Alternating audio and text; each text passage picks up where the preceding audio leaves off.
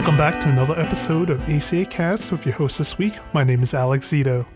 ACA Cast is the official podcast of ACA International, the leading voice of the accounts receivable management industry. Before we start today's episode, the content is presented for general references only. It looks like 2020 will be a big year for the accounts receivable management industry on Capitol Hill. Joining with me to discuss these topics is Leah Dempsey, ACA's Vice President and Senior Counsel of Federal Advocacy. How's it going today, Leah? Good, Alex. Thanks so much. I'm really excited to be here today for kind of a discussion on what we think we might be seeing in 2020 on both Capitol Hill and at the regulatory agencies. I'm here with Patrick Russell, who is new to our team at ACA as the Federal Advocacy Manager. Also, a special guest, Lauren Venezuela, who is Corporate Counsel at Performance. Patrick and Lauren, thank you so much for joining me today.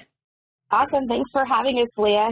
So I think it's going to be a pretty busy year for us again in the debt collection industry in Washington, D.C. Last year, we really saw the culmination of several different things that the industry has been working on really for decades. First of all, of course, the CFPB rule. We've been seeking guidance on the FDCPA for a long, long time, and finally saw that come out of the CFPB. We also saw a lot happening concerning TCPA and call blocking and labeling. It really took center stage on Capitol Hill with the TRACE Act, and the FCC is expected to be doing a lot of work on that issue in 2020 as a result of the TRACE Act. Those are kind of a few broad topics, but it might be fun to just jump into a discussion on thoughts that you guys have on some of those issues. So start by mentioning the CFPB rulemaking. Lauren, any thoughts you have on what might be happening next now that these 19,000 comments are in? Yeah, as an industry, I could say that we were just so excited to see progress with the NPRM. But I feel like now the real work has kind of started, at least for agencies, trying to adapt and get ready for expanding use of digital communications. And that's really, digital communications are becoming part of the conversation for debt collection in a real way. It's about time. Our industry has really craved more certainty when it comes to how we use modern technologies for communicating compliantly.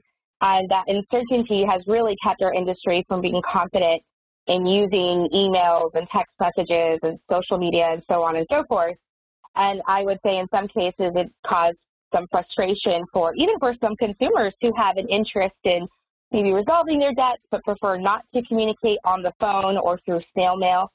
So while the proposed rules weren't perfect, for me it really signaled a green light of sorts that our industry can and really needs to embrace.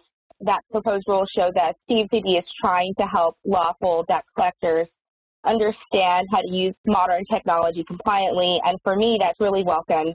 I also think it shows the CFPB is trying to empower consumers by giving them more options, over when and how they communicate with collectors. So the CFPB has clearly been very busy, and I think we're all anxiously waiting to see what that final rule looks like after they've kind of combed through all of those comments. We will continue to wait, but do so anxiously. I know ACA's comment was 154 pages. We fleshed out a number of issues. We won't get into those today because this would be a 5-hour-long podcast that no one would probably want to listen to.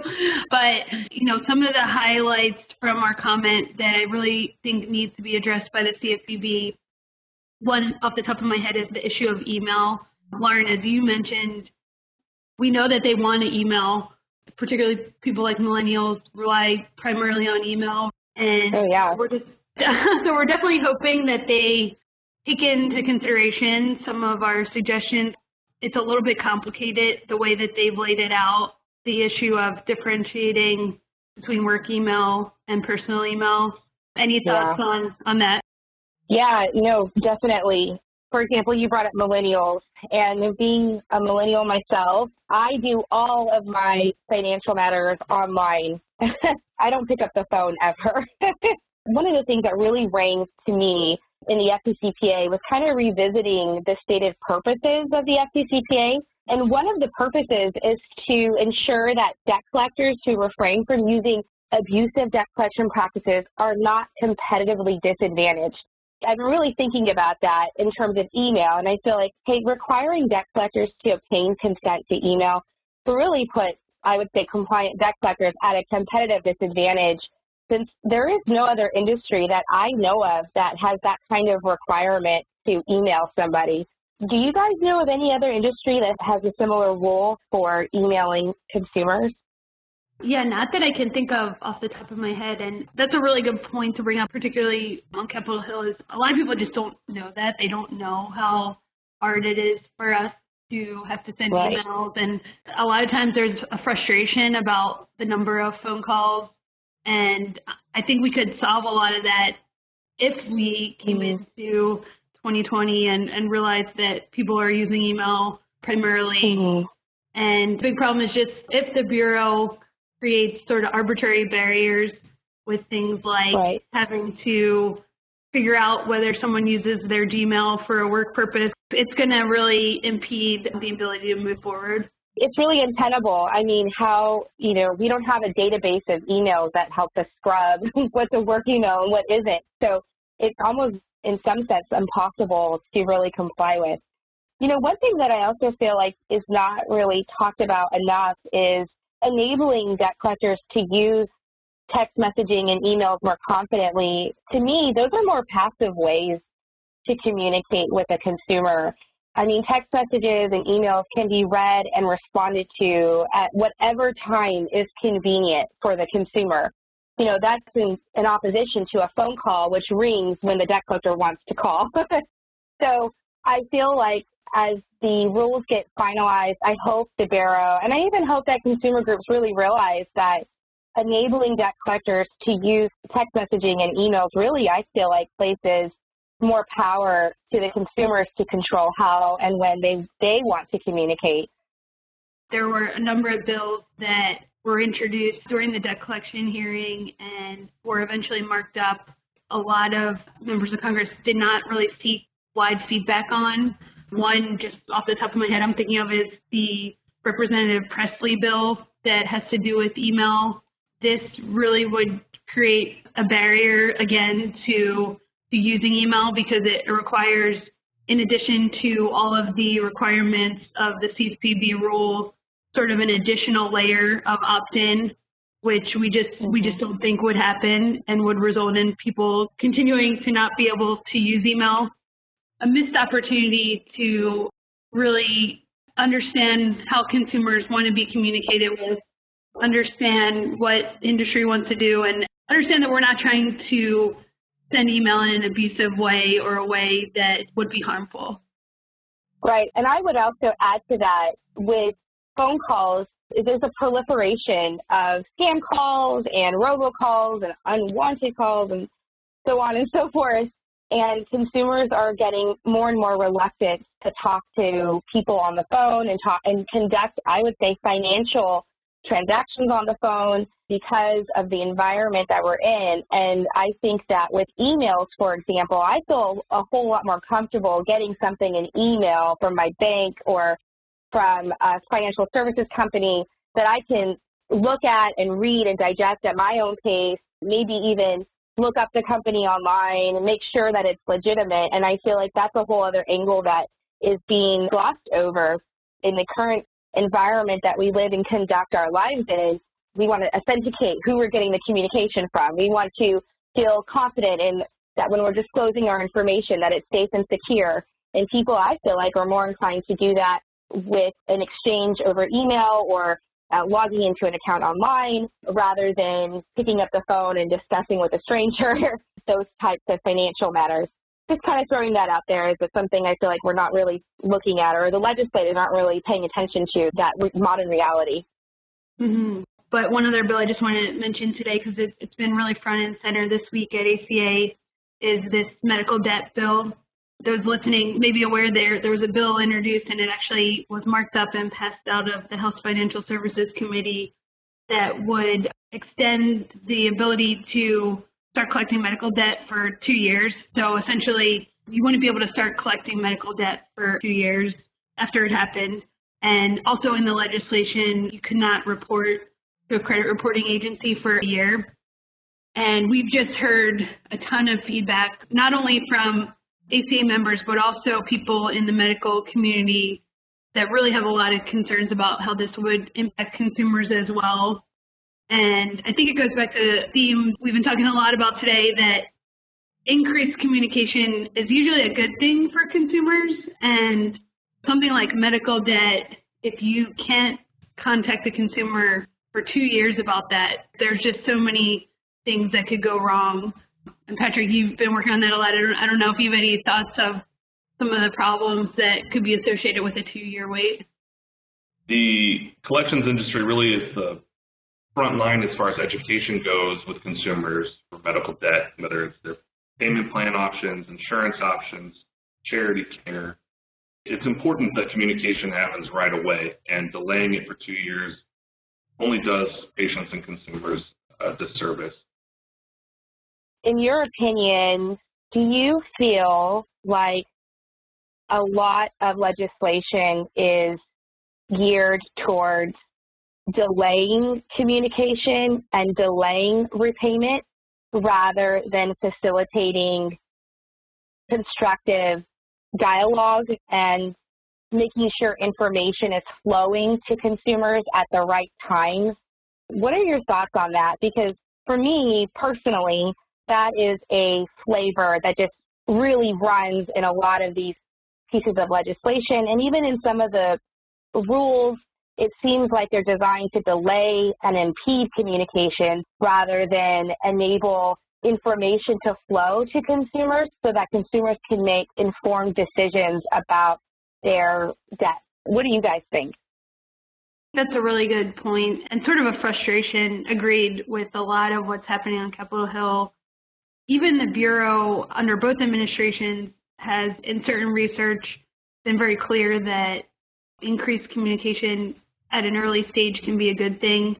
We saw that in some of the CFPB mortgage rules, where there's requirements to let people know about mortgage issues right away so that they can avoid things like foreclosures. So it's strange to me that that's recognized in areas like foreclosures, but then not recognized in similar issues with medical debt. So totally agree, and hope that we can continue to work with consumer groups and, you know, in this case of the medical bill, medical providers, so that we can really go to the Hill when they start introducing these things, when they have something a little bit more informed about how it may impact people.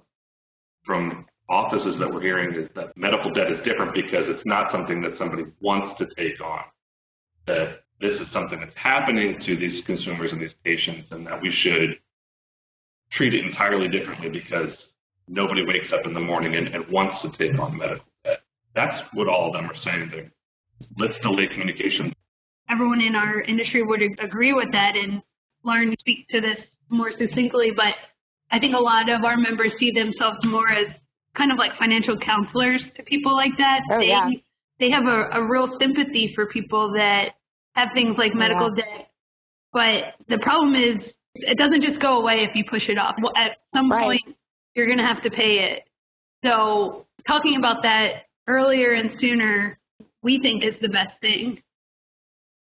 No, I agree, and I think you're absolutely spot on that we really see ourselves as helping educate the consumer and giving them the information that they need, being empathetic to their personal situations and listening to their, you know, what's going on to really help us understand how to help them.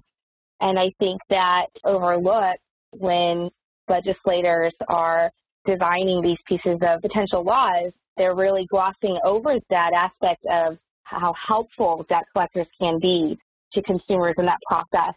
That's really unfortunate, but hopefully, you know, with our work as an industry, we can help continue to educate our legislators on these issues. That's why it's so important for us to attend things like the fly-in and talk to our, you know, congressmen and senators, and when they're, you know, at home and at their home states. It's really important for all of us to make sure we let them know about the work we do and how we do it, because it's not bad. It's not all bad.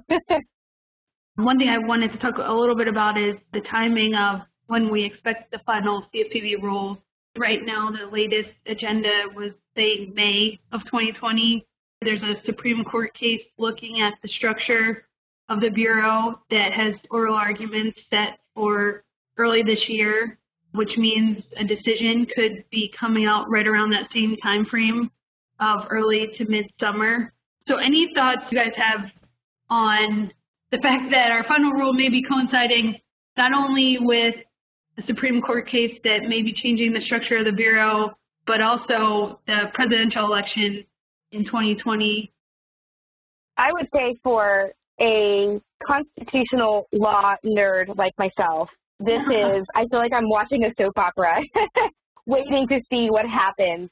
Looking at the CFPB structure and whether the director's position is constitutional or unconstitutional, I think the bigger question here is really what are going to be the impact of any measures taken to fix the structure. If I had to hedge my bets, I would say it's likely that it's a good possibility that the Supreme Court will find some type of issue with the structure. And I would say even given that the Department of Justice, DOJ, and the CFPB even agreed to that in their brief. So I would say, I think the bigger question is, okay, what are going to be the impacts of that? You know, will it be enough to strike a portion of the Dodd-Frank and install a new director who can be fired at will? Like you said, does that mean the prior rules, the work of the chief director will now become null and void?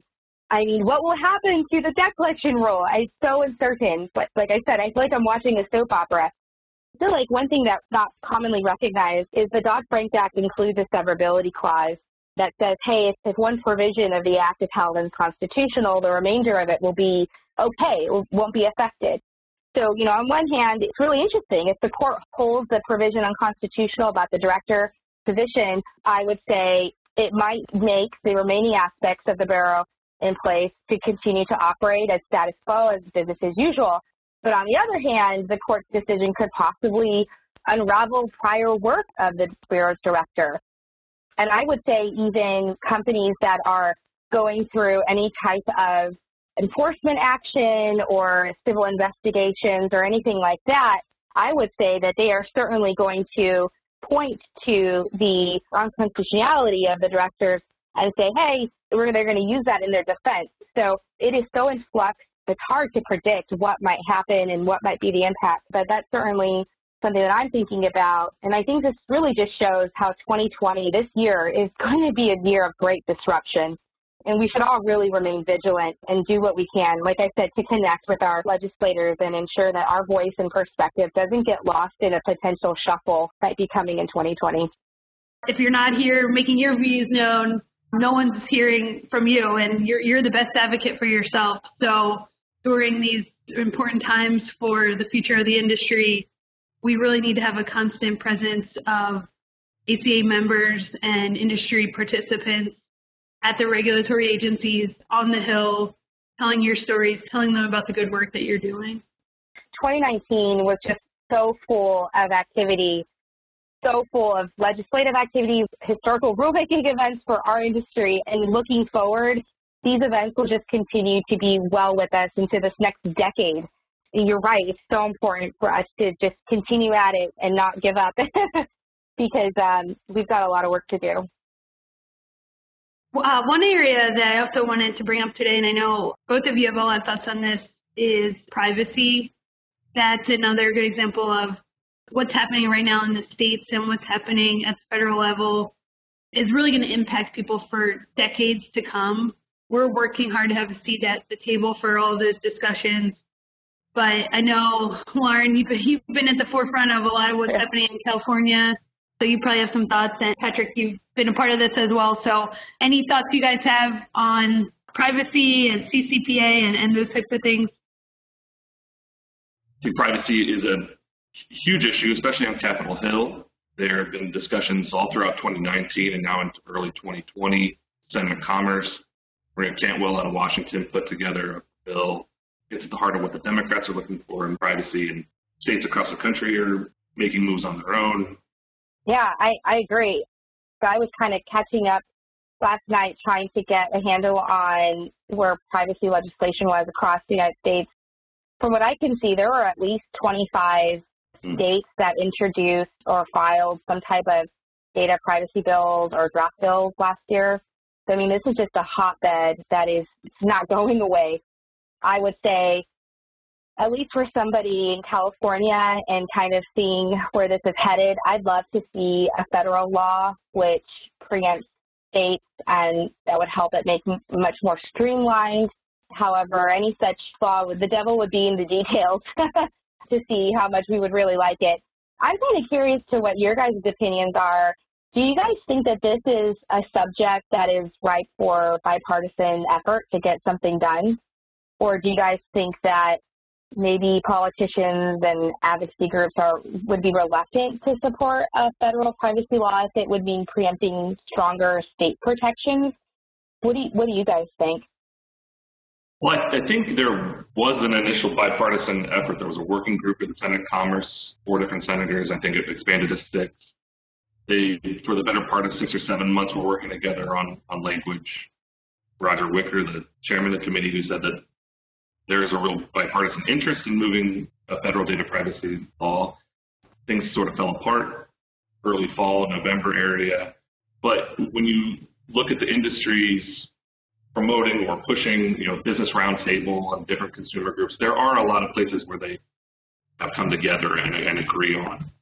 Anything that moves will obviously have to be bipartisan just because of the nature of the Senate and the House, but there's a lot of interest there. A lot of people are really motivated. Yeah, I agree. I think there is a lot of interest. There's been a lot of piecemeal privacy bills that were introduced last year that I've seen at the federal level. One thing that I would say for CCPA in particular, it's been really challenging to operationalize that law for a financial services company. That law was designed for companies that are in ad tech or, social media platforms or some type of tech platforms that collect a lot of data. And it's been really hard to adapt a law that really had those types of industries in mind when it was created and adapting it for an industry like ours, which is very different. So I really hope that as this conversation continues to progress on the Hill, that our legislators really study, I would say, how it's being adapted and then try to make it more, I would say, universal or adaptable for a lot of different industries, because that's been one of the biggest challenges is operationalizing the CCPA, because it wasn't designed for a financial services company. And so there are a lot of questions in gray areas of whether and how it applies to certain activities that we do.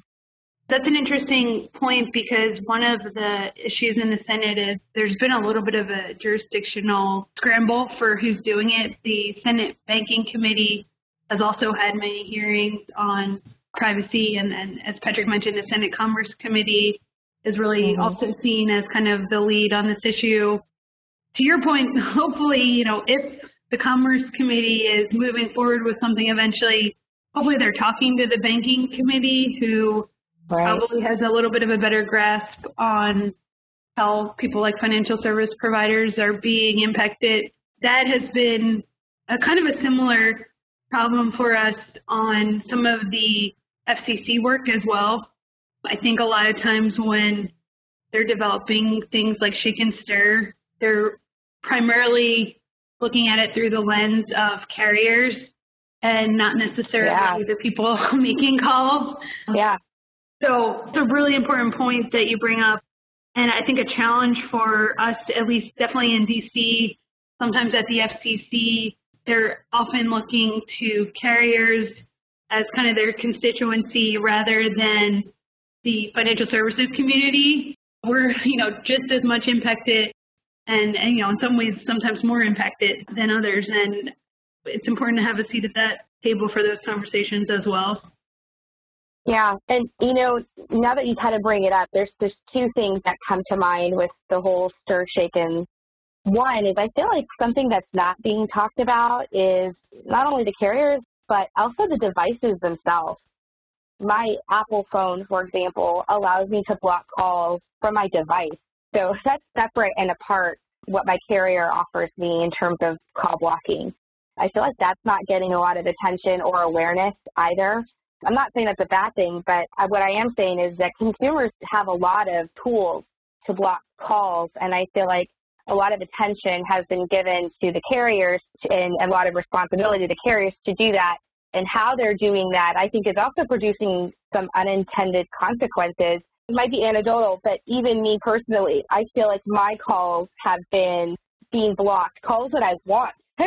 Calls from my mom, for example, or I call my husband and it goes right to voicemail, and that seems to be happening more and more. It's really frustrating.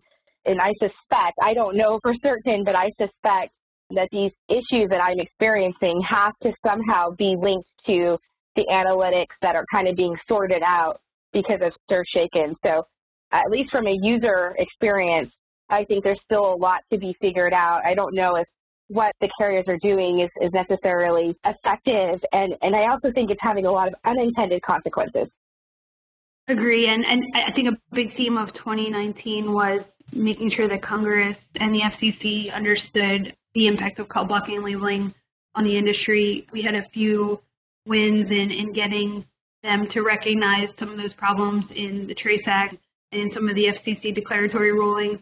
But there's a huge uphill battle that lies ahead in 2020 because there's going to be many, many rulemakings coming out concerning Shake and Stir. As you mentioned, there's still a lot of problems that we need to keep working with them on. Well, I think this has been a really interesting discussion with both of you. Thank you very much for joining ACA today to talk through some of these issues, kind of looking ahead to this year and what else we might be facing. Are there a few words or a few thoughts that both of you could maybe come up with to summarize what you think might lie ahead? I think that with the call blocking technology and all of the legislation before us and even the pending Supreme Court decision, I predict that our industry, out of all of this uncertainty and kind of, I would say, a little bit of chaos, out of all of that, I predict our industry will really make strides in figuring out how to better use email, text messaging, and online self-portals in 2020. I think that this will ultimately result in consumers having more control over when and how they communicate with us. I think we're really seeing a shift in that direction, and I think that's good for both collectors and for consumers. You know, I'm optimistic that this will have the potential to improve consumers' experiences with collectors. But I will also say that with everything going on, it's really important for us as an industry to control our own narrative. And we can only do that by being involved and actively engaging and getting out there and telling our story, providing comments when requested. And so I would say we just have to remain very vigilant, stay active and engaged, and so that way we can control our own narrative and no one else does it for us. I think that this is a really great time for debt collectors and the industry as a whole to move forward, to really step into a modern way of communicating with consumers. It was a great plug for ACA's fly-in, which is scheduled for May 19th to 21st. And we would love it if everyone listening today would be part of that and more, because I don't think there's ever been as an important time for the industry to be out here and to be advocating. I agree, and I'm excited. And hopefully we get more people out there and engaged, like you said, telling our story. Thank you, everybody, for sharing your insights on what's coming up in 2020. You can subscribe to ACA Cast on Apple Podcasts or wherever you download your podcasts so you'll never miss a show. If you're looking for more updates on news and information about the industry, subscribe to our ACA Daily newsletter. Thank you for listening, and we'll see you next time on ACA Cast.